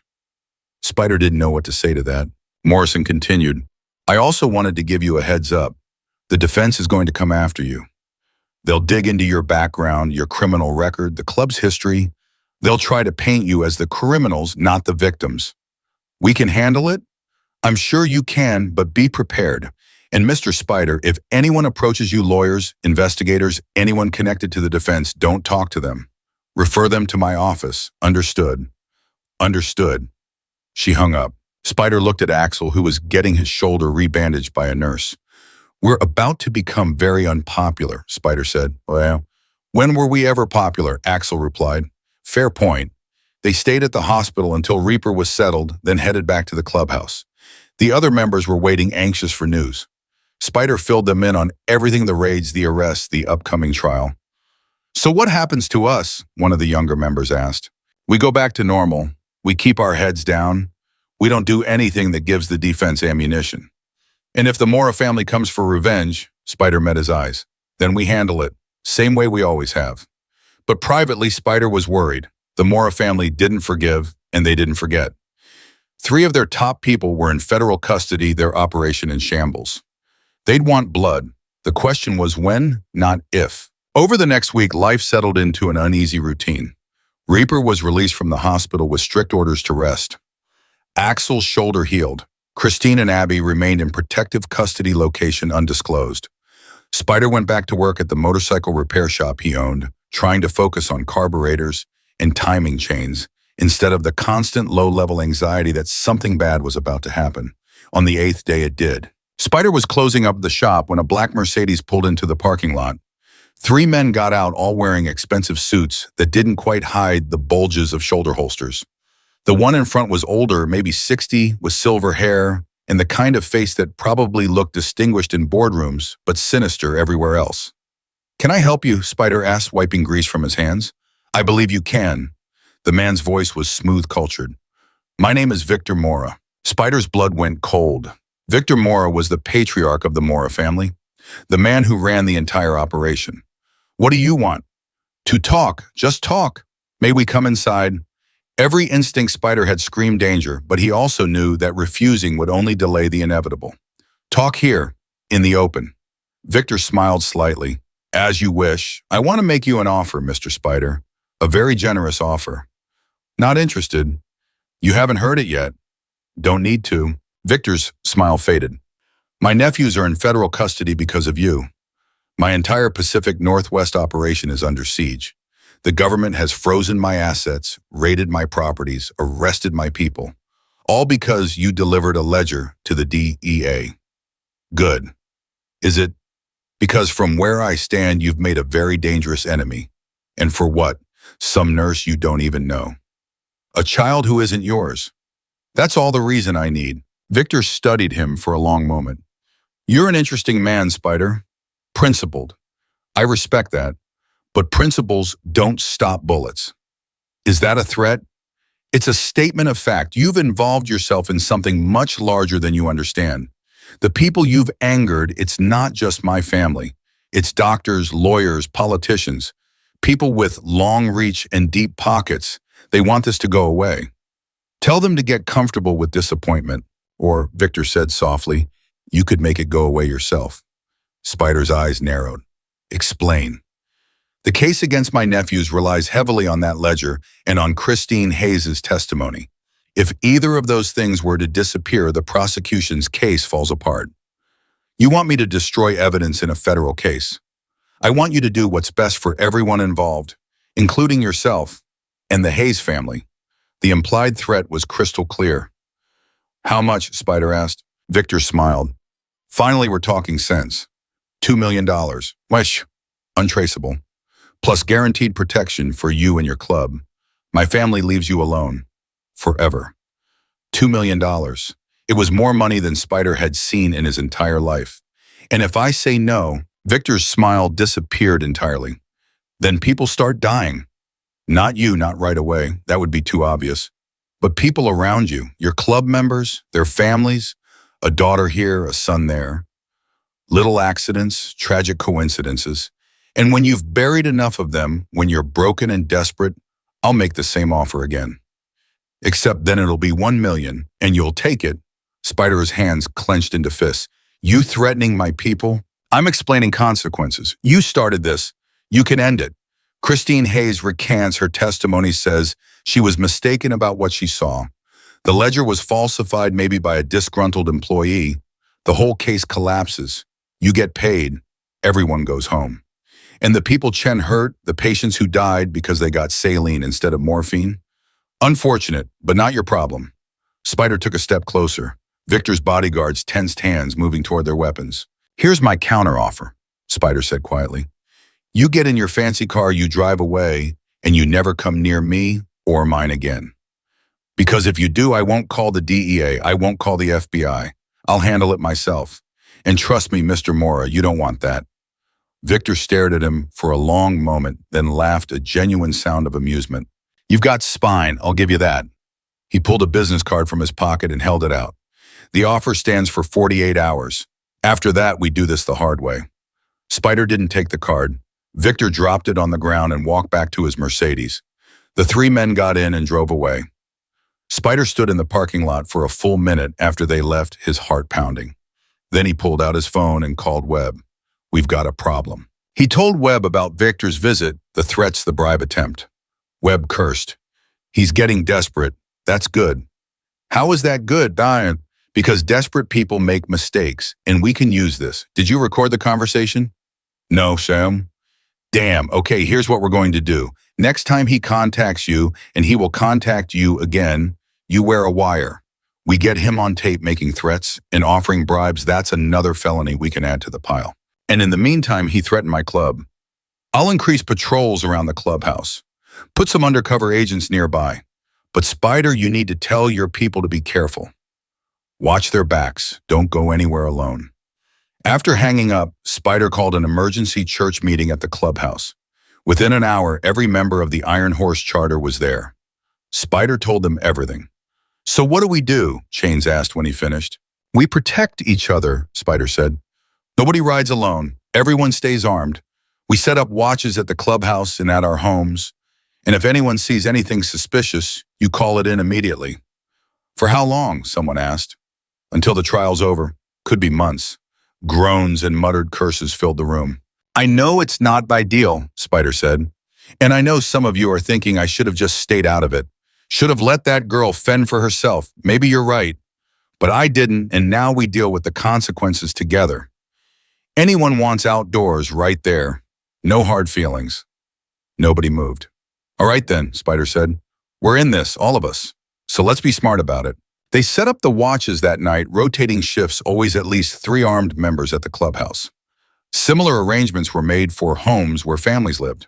Spider drove to his own house, a small cabin in the woods outside Portland, and did a thorough security check. Windows, locked doors, reinforced his shotgun loaded and ready by the bed. He slept poorly, waking at every sound. The next morning, Webb called. We've got good news and bad news. Bad news first. The Mora family posted bail for Victor. He's out. Spider's stomach dropped. How? He's a flight risk. High-powered lawyers and a judge who apparently thinks a 60-year-old man with ties to the community isn't going anywhere. The prosecution fought it, but we lost. And the good news, Chen and 4 others have agreed to plea deals. They're cooperating fully, giving us everything. Names bank accounts, connections to other operations across 3 states. This is bigger than we thought, Spider. We're not just taking down one trafficking ring, we're dismantling an entire network. That doesn't help me if Victor puts a bullet in my head before the trial, which is why I need you to wear that wire. We need him making explicit threats on tape. Can you set up another meeting? Spider thought about it. Maybe, but it's risky. Everything about this is risky, but it's the best shot we have at putting him away for good. Spider agreed reluctantly. That afternoon, he called the number on the business card Victor had left. A woman answered. I need to speak to Victor Ora. Regarding, he made me an offer. I'm reconsidering. A pause. Hold, please. 60 seconds later, Victor came on the line. Mr. Spider, I was hoping you'd see reason. I want to meet. Talk terms. Of course, my office, tomorrow at 2 p.m. No, neutral ground, public place. Concerned about your safety. Victor sounded amused. Concerned about yours. You show up at your office, half the DEA will be watching. Fair point. Where do you suggest? Washington Park. The Rose Garden. 3 p.m. tomorrow. Very well. Come alone. Same to you. Victor hung up. Spider immediately called Webb, who was thrilled. Perfect. Public location, plenty of cover for surveillance. We'll wire you up tomorrow at noon. Just stick to the script. Get him talking about the bribe, the threats, anything incriminating. And if he searches me, finds the wire, then you run like hell and hope our guys get to you first. Not exactly reassuring. The next day, Spider met Webb and 2 tech specialists in an unmarked van. They fitted him with a wire so small, it was almost invisible, taped to his chest beneath his shirt. Audio quality is excellent, the tech said. Just speak normally, we'll hear everything. What if he has a signal jammer? Then we lose audio, but the device still records locally. Either way, we get the conversation. Spider nodded, trying to calm his nerves. At 2:30, he rode his motorcycle to Washington Park. The Rose Garden was beautiful this time of year, full of blooming flowers and tourists taking photos. He found a bench near the fountain and waited. At exactly 3 p.m., Victor appeared walking alone down the gravel path. He wore another expensive suit, sunglasses, despite the overcast sky. Mr. Spider, he said, sitting down on the bench, I'm pleased you decided to be reasonable. Let's skip the pleasantries. You offered $2 million. I want 3. Victor raised an eyebrow. That's quite a jump. You said it yourself, the case relies on me and Christine Hayes. You need both of us to back off. That's worth $3 million. Perhaps, but I wonder, can you deliver Christine Hayes? She's in federal protective custody. You have no access to her. I have her phone number. I can convince her. Can you? Because from what I understand, that woman is quite determined to see justice done. Everyone has a price, Spider said. Even her. Victor studied him for a long moment. You're lying. Spider's blood went cold. What? You're not here to make a deal. You're here to gather evidence. Victor stood up. It was a decent attempt, I'll give you that. But I didn't get where I am by being stupid. He started to walk away. Wait, Spider said. I'm not. Victor turned back. The offer is rescinded. And Mr. Spider, you just made a terrible mistake. He walked away, disappearing into the crowd of tourists. Spider sat frozen on the bench, his heart pounding. The wire had failed. Victor had seen through it, and now he knew Spider was working with the DEA. His phone buzzed. A text from Webb. Did you get it? Spider typed back. He made me. It's blown. Get out of there. Now, Spider stood and walked quickly back to his motorcycle. He was halfway across the parking lot when he saw them, 3 men approaching from different directions, boxing him in. Victor's people. Spider's hand went to his belt where he kept a knife. Not much against 3 armed men, but it was something. Easy, one of them said. We just wanted to talk. Already talked to your boss. Nothing left to say. That's where you're wrong. The man pulled something from his pocket, not a gun but a phone. He held it up so Spider could see the screen. It was a photo of Abby Hayes walking into her school backpack on her shoulders, completely unaware she was being photographed. Pretty girl, the man said. Be a shame if something happened to her. Spider's vision went red. You touch her. We won't. As long as you're smart, Christine Hayes testifies this photo becomes a target. Understand? The man pocketed the phone and walked away, his companions following. Spider stood in the parking lot, shaking with fury and fear.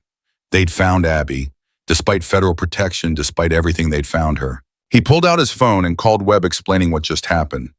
Son of a bitch, Webb breathed. They've got someone on the inside, has to be. No other way they'd know where she is. We need to move her. Right now. Agreed, I'll coordinate with the protection detail. Get her and Christine relocated within the hour. But Spider knew it wouldn't be enough. If the Mora family had someone inside federal law enforcement, nowhere was safe. He needed a different plan. He called Christine's burner phone. She answered immediately. Spider, what's wrong? They found Abby. They have photos of her at school. Christine's gasp was audible. How? Doesn't matter. What matters is you're not safe in federal custody. They've got someone on the inside. Then where do we go? Spider made a decision that would change everything. Pack a bag, you and Abby. I'm getting you out of there tonight. Taking you somewhere they'll never find you. Where? You trust me? A pause. Yes. Then don't ask questions. Just be ready. I'll send someone to get you within 2 hours. He hung up and immediately called Axel. I need the cabin. The cabin was a secret. Even most club members didn't know about it. A hunting lodge deep in the Cascade Mountains, accessible only by a logging road that wasn't on any maps. The club used it for private meetings sometimes, as a hideout when things got hot. You sure? Axel asked. That's our nuclear option. This is nuclear. Get it ready. Food supplies, everything they'll need for at least a month. On it.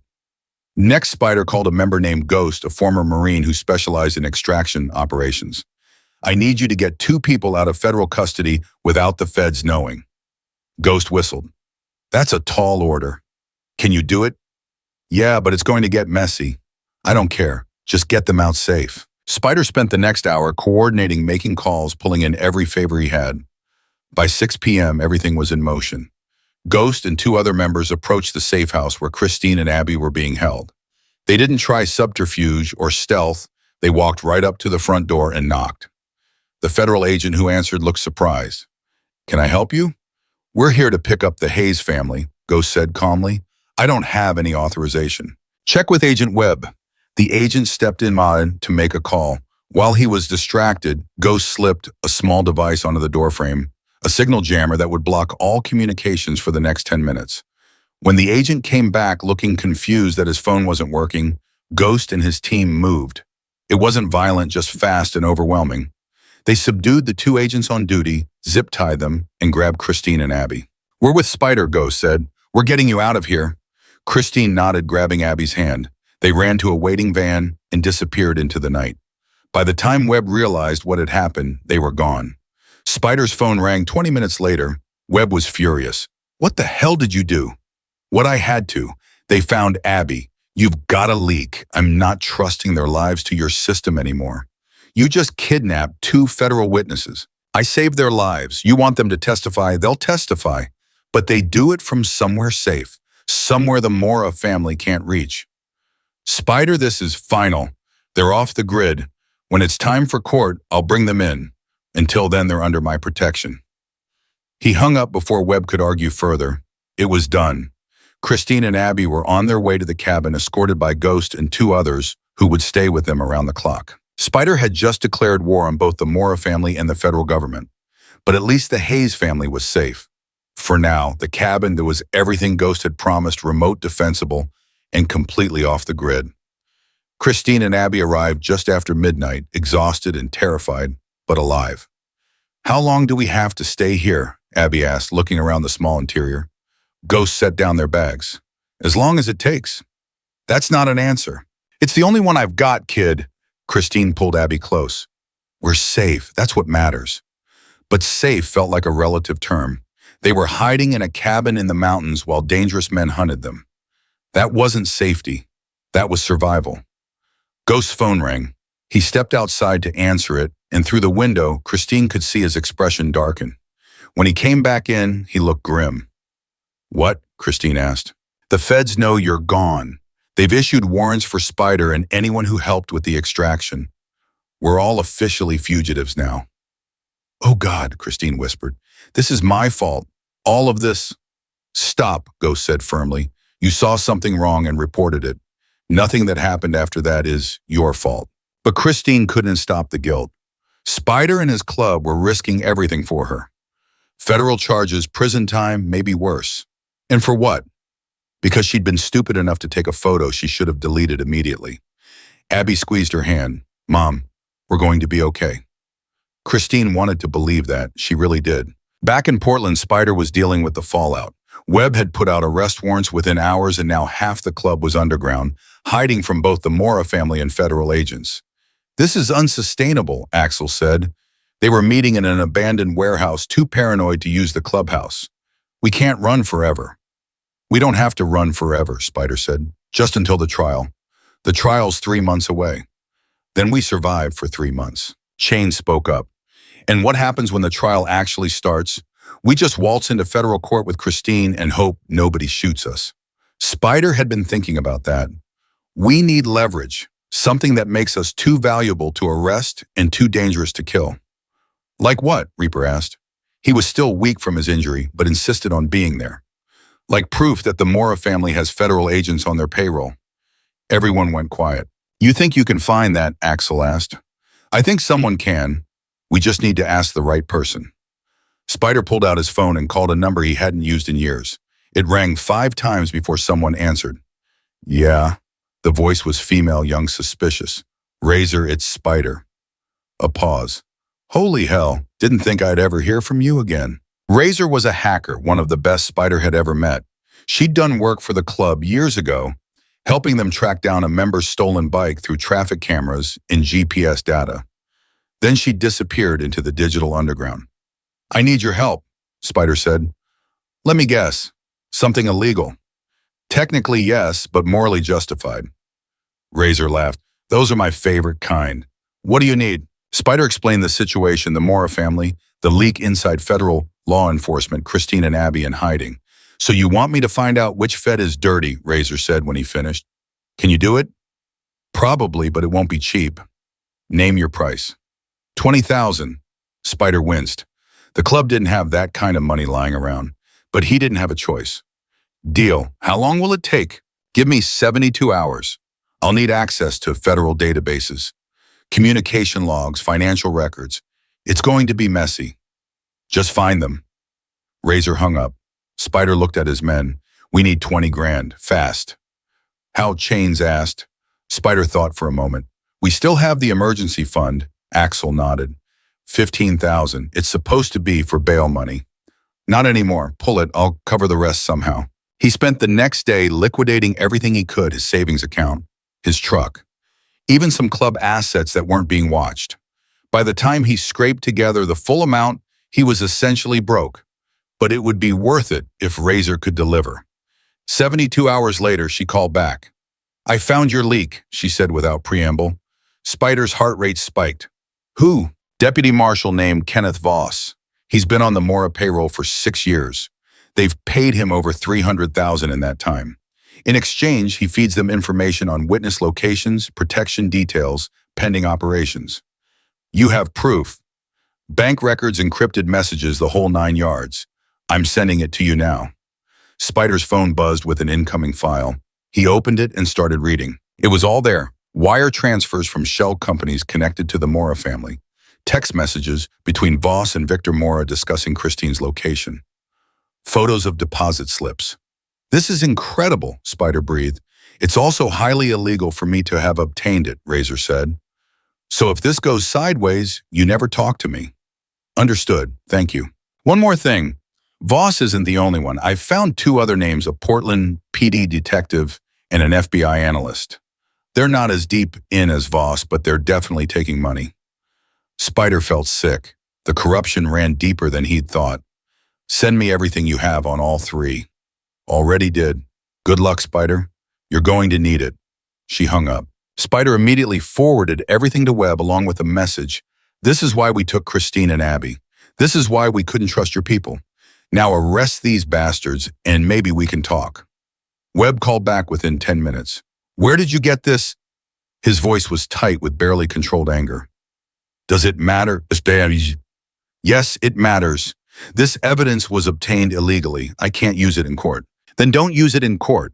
Use it to clean your house. Fire these people. Arrest them. Do whatever you have to do, but I'm not bringing Christine and Abby back into your custody until I know they're safe." Webb was quiet for a long moment. "Voss was one of my best people. He was one of the Mora family's best people. There's a difference. If I arrest him on illegally obtained evidence, the whole case could be compromised. Then be creative. You're the federal agent. Figure it out." Spider hung up before Webb could argue further. Within hours, Deputy Marshal Kenneth Voss was called into a meeting with his superiors. They confronted him with the evidence, not officially, not in a way that could be used in court, but enough to let him know they knew. Voss tried to deny it at first. Then he tried to justify it. Finally, he broke down and confessed everything. He was arrested that evening. The Portland detective and FBI analyst were brought in for questioning the next day. Both resigned before they could be formally charged. Webb called Spider again. "We've cleaned house. Voss is in custody, the others are out. I'm restructuring Christine's protection detail from the ground up. New people, new protocols. She'll be safe." "Prove it," Spider said. "How?" "Let me see the new detail. Let me vet them myself." "That's not how this works." "Then she stays where she is." Webb cursed under his breath. "Fine, I'll arrange a meeting. But Spider, this is it. You bring her back, you turn yourself in on the obstruction charges, and we do this by the book from here on out.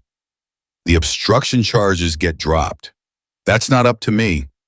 Make it up to you. Talk to Morrison. Tell her we just handed her 3 corrupt federal employees on a silver platter. That should be worth something." Another long silence. "I'll see what I can do," Webb finally said. The meeting happened 2 days later in a secure location, a federal building in Salem, Oregon. Spider arrived with Axel and chains, all 3 of them tense and watching for traps. Webb was waiting with 4 new agents, 2 men, 2 women, all with military backgrounds and security clearances that had been triple-checked. "These are the new protection detail," Webb said. "Former Secret Service, former SEALs, all with spotless records." Spider studied each of them in turn. "You've been briefed on the situation," the lead agent, a woman named Torres, nodded. "We know what we're protecting and why. We know the threats, and we know failure isn't an option." "The Mora family is well connected," Spider said. "They've got resources, manpower, and they don't hesitate to kill." "Neither do we," Torres replied calmly. Spider liked her immediately. "Okay," he said. "We'll bring Christine and Abby in, but they stay with this team and only this team. No rotating personnel, no substitutions, no exceptions." "Agreed," Webb said. Spider pulled out his phone and called Ghost. "Bring them in." It took another day to coordinate the handoff. Ghost drove Christine and Abby down from the cabin, taking a circuitous route to avoid any possible tails. They met at a rest stop off I-5 where Torres and her team were waiting. Christine looked exhausted. Abby looked scared. "You're sure about this?" Christine asked Spider. "As sure as I can be. These people are good. They'll keep you safe." Christine hugged him suddenly hard enough that Spider's ribs creaked. "Thank you for everything." "Just doing what's right." Abby hugged him too. "You're like the dad I never had," she said quietly. Spider felt something crack open in his chest. He cleared his throat roughly. "You're going to be fine, kid. All of this, the trial, the testimony, it's going to be over soon. And then you can go back to being a normal teenager." "I don't think I'll ever be normal again," Abby said. "Normal's overrated anyway." They climbed into the federal vehicle with Torres and her team. Spider watched them drive away, feeling a weight settle onto his shoulders. "Now what?" Axel asked. "Now we wait for the trial and hope we all survive long enough to see it." The next 2 months were a blur of preparation. Morrison coached Christine on her testimony, going over every detail of what she'd seen, preparing her for the brutal cross-examination the defense would surely mount. The Mora family made several attempts to reach Christine, but Torres's team thwarted each one. A suspicious package delivered to the safe house intercepted. A maintenance worker who showed up unannounced, detained and questioned. Even a drone that flew too close, shot down. Spider and the club stayed low, avoiding both federal attention and Mora retaliation. The arrest warrants were quietly dropped after Morrison intervened, arguing that Spider and his people were crucial to the case's success. Finally, the trial date arrived. United States versus Richard Chen Victor Mora and 17 others. Federal courthouse in Portland packed with media, attorneys, and armed security. Spider and a dozen club members showed up that first day, sitting in the gallery, making their presence known. They wore suits instead of leather, but nobody was fooled. Everyone in that courtroom knew exactly who they were and what they represented. The prosecution's opening statement was devastating. Morrison laid out the entire conspiracy, the stolen medications, the suffering patients, the money laundering, the violence used to protect the operation. She described Christine as a hero, a woman who risked everything to expose corruption. The defense painted Christine as a disgruntled employee with a grudge, Spider and his club as criminals trying to legitimize themselves through false heroism. On the third day Christine took the stand, she was terrified. Spider could see it in the way her hands shook, the way her voice wavered on the first few questions. But as Morrison walked her through her testimony, something changed. Christine's voice grew stronger. Her answers became clearer. She described walking into that pharmaceutical storage room and seeing Dr. Chen with his hands full of stolen vials. She described taking the photo, the threats Chen made afterward, the weeks of fear. And she described this night Warren Stokes broke into her house and attacked her daughter. He told me I had something that belonged to him. Christine said, her voice steady now. He said if I didn't give it to him, my daughter would pay. But I couldn't give him what he wanted, because what he wanted was silence. He wanted me to pretend I hadn't seen anything, to let them keep hurting people. And did you give him that silence? Morrison asked. No, I documented everything I saw. And when I had the chance, I made sure that documentation reached people who could do something about it. The defense attorney, a slick lawyer named Harrison, stood for cross-examination. Mrs. Hayes, isn't it true that you were facing disciplinary action at the hospital for performance issues? No. No, you're saying you never received any negative performance reviews. I had one review that mentioned I needed to improve my charting. That's hardly disciplinary action. Harrison smiled slightly. And isn't it true that you had a personal grudge against Dr. Chen, that he'd rejected your romantic advances? Christine's eyes went wide. That's a lie. Is it? We have testimony from colleagues who say you were infatuated with him. Objection. Morrison was on her feet. Counsel is testifying. There's no foundation for this question. The judge sustained the objection, but the damage was done. Harrison had planted doubt. He continued for another hour trying to poke holes in Christine's story, suggesting she'd fabricated the ledger, implying she was working with Spider for financial gain. But Christine held firm. She didn't waver, didn't contradict herself, didn't break. When she finally stepped down, Spider could see the exhaustion in her eyes, but also relief. She'd done it. Over the next week, the prosecution paraded witness after witness. Patients who'd suffered because their pain medication had been replaced with saline. Hospital staff who'd noticed irregularities. Financial experts who traced the money. And then on day 9, Chen himself took the stand as part of his plea agreement. He described the operation in clinical detail, how he'd started small stealing, just a few vials here and there, selling them to contacts in the Mora organization. How it had grown over time until he was moving hundreds of thousands of dollars worth of medication every month. Why did you do it? Morrison asked. Chen looked down at his hands. At first for the money. I had gambling debts. The Mora family offered a way out, but after a while I couldn't stop. They owned me. They threatened my family if I didn't keep delivering. Were you aware that patients were suffering because of what you did? Yes. Did you care? Chen was quiet for a long moment. I told myself they'd get their medication eventually, that it wasn't my problem. But yes, I knew people were in pain. I knew some of them died, and I did it anyway. The courtroom was silent. Harrison tried to rehabilitate Chen on cross-examination, suggesting he'd been coerced, that he was a victim himself. But the jury wasn't buying it. Their faces showed contempt. On day 12, Victor Mora took the stand in his own defense, against his lawyer's advice, according to whispers in the gallery. He was smooth, confident, denying everything. The money transfers were legitimate business expenses. The text messages were taken out of context. He'd never ordered violence against anyone. Morrison destroyed him. She showed bank records proving the transfers went to offshore accounts. She played recorded phone calls where Victor explicitly discussed handling the nurse problem. She presented photos of Warren Stokes meeting with Victor 3 days before the break-in at Christine's house. Mr. Mora, Morrison said, her voice cold, are you asking this jury to believe that all of this evidence, the financial records, the communications, the eyewitness testimony is just a massive coincidence? I'm saying I'm innocent, Victor replied. You're saying you're a liar. Objection. The judge sustained it, but again the point was made. The defense rested on day 14. Closing arguments were scheduled for the next morning. That night, Spider got a call from Torres. "We've got a situation," she said. Spider's blood went cold. "What kind of situation?" "Someone tried to access the safe house. Professional team, 4 men heavily armed. We intercepted them before they got inside, but Spider, they knew exactly where we were. Down to the apartment number." "How?" "That's what I'd like to know. We swept for tracking devices. We changed locations 3 times. We've been paranoid as hell. Someone gave them our location." Spider's mind raced. Voss was in custody. The other dirty agents were gone. Who could have leaked the information? Where are Christine and Abby now? "We moved them immediately. Undisclosed location.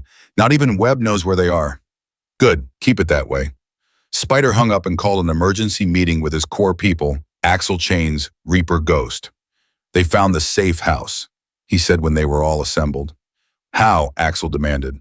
"I don't know, but we need to assume they'll try again. Tomorrow, during closing arguments, that courthouse is going to be the most dangerous place in Portland." "We'll be there," Chain said. "All of us." Spider nodded. "Full turnout. Every member who can ride. We line that courthouse. We watch every entrance, every window, every rooftop." "The feds aren't going to like that," Reaper pointed out. "I don't care what the feds like. Christine and Abby are walking into that courtroom tomorrow, and I'm making damn sure they walk back out."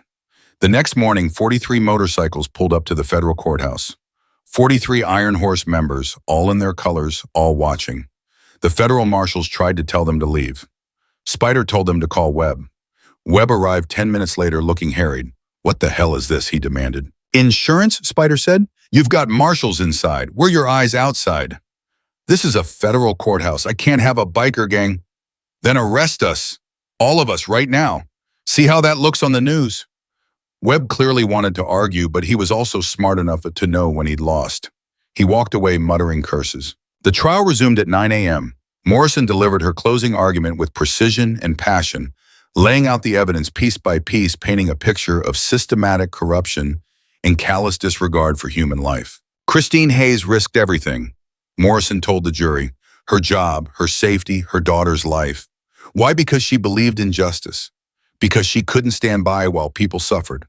And because she knew that staying silent would make her complicit. That's courage. That's heroism. And that's why you must find these defendants guilty. Harrison's closing was a last-ditch effort to create reasonable doubt, but his heart wasn't in it. Even he seemed to know the case was lost. The jury deliberated for 6 hours. When they came back, Spider was standing in the gallery. Christine and Abby seated 2 rows behind him, Torres and her team surrounding them. The foreman stood. "We, the jury, find the defendant, Richard Chen, guilty on all counts." Christine's hand flew to her mouth. "We find the defendant, Victor Mora, guilty on all counts." One by one, the verdicts came down. 17 defendants, guilty, guilty, guilty. When the last verdict was read, Christine burst into tears. Abby hugged her, crying too. Spider felt a weight he'd been carrying for months finally lift.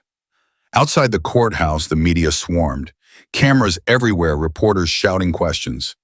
Morrison gave a brief statement praising Christine's bravery and the prosecution team's hard work. Webb stood beside her looking relieved. And then Christine Hayes, flanked by federal agents and surrounded by Iron Horse members, stepped up to the microphone. "I'm not a hero," she said, her voice shaking slightly. "I'm just a mom who wanted to protect her daughter. But I learned something through all of this. Sometimes doing the right thing means risking everything. Sometimes it means trusting people you never thought you'd trust. And sometimes it means standing up even when you're terrified. These men," she gestured to Spider and his club, "they didn't have to help me. They didn't owe me anything. But they showed up anyway, because that's what good people do." She stepped away from the microphone and Spider guided her through the crowd to a waiting vehicle. Before she climbed in, she turned to him one last time. "What happens now?" she asked. "Now you go live your life," Spider said. "You and Abby, you go back to being normal. And you, we go back to being us." Christine smiled, then hugged him fiercely. "If you ever need anything, I know where to find you." She and Abby climbed into the vehicle with Torres's team and drove away. Spider stood on the courthouse steps watching them go. Axel walked up beside him. "It's over," Axel said. "Yeah, we did good. Spider thought about everything that had happened, the wrong number text, the midnight ride through the rain, the gunfights and the threats and the fear. He thought about two women who'd almost died, about corrupt agents and cartel enforcers, about a system that had failed, and the people who'd stepped up when it did. Yeah, he said finally, we did good. 6 months later, Spider got a letter. It was from Abby. She wrote about starting 11th grade, about making the honor roll, about her mother getting promoted at work. She wrote about feeling safe again, about sleeping through the night without nightmares. And at the end, she wrote, I know you probably don't think about us anymore. You've moved on to other things, but I think about you every day, about what you did for us, about how you showed up when nobody else would. Mom says people like you are rare. I think she's right. So thank you, Spider, for saving us, for being there, for teaching me that courage means helping people even when it's hard.